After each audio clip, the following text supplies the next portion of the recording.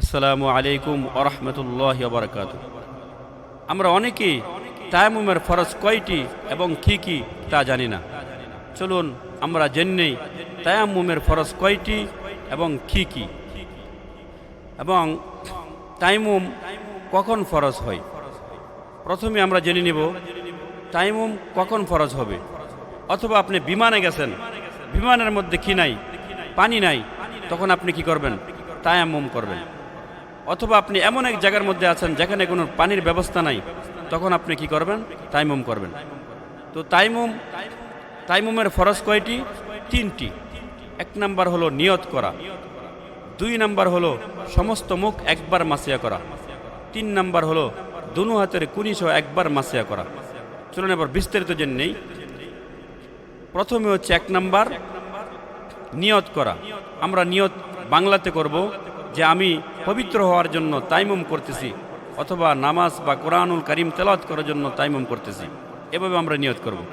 তারপর আমরা কি করব? একটা পবিত্র মাটি থেকে আমরা কি করব? এভাবে আমরা কি করব? এভাবে তিনবার মারবো মাটির মধ্যে। তিনবার মারার পর এভাবে করব। এভাবে করার পর আমরা কি করব? সমস্ত মুখ একবার মাসিয়া করব। এভাবে কি করব? সমস্ত মুখ একবার মাসিয়া করে নিব। এটা হচ্ছে দুই নাম্বার। তিন নাম্বার হচ্ছে দুনো হাতের কুনি সহ একবার মাসিয়া করা। দুনো হাতের কুনি আমরা কীভাবে মাসিয়া করব? প্রথমে আমরা মাটিতে এভাবে তিনবার মারব, মারার পর এভাবে ঝাড়া দিব। ঝাড়া দেওয়ার পর আমরা কি করব? ডান হাত বাম হাতের উপর রাখব। রাখার পর এভাবে আমরা নিচ দিয়ে নিব। তারপর আবার উপর দিক থেকে এভাবে মেরে দেব। এভাবে আবার বাম হাত আবার আমরা কি করব? ডান হাতের উপর রাখবো। রাখার পর এভাবে নিব। নেওয়ার পর আবার আমরা কি করব? এভাবে মেরে দেব। এই আমার তায়াম্মুম শেষ হয়ে গেল। আশা করি আপনারা বুঝতে পারছেন তায়াম্মুম কীভাবে করতে হবে এবং কখন করতে হবে, এবং তায়াম্মুমের ফরজ কয়টি।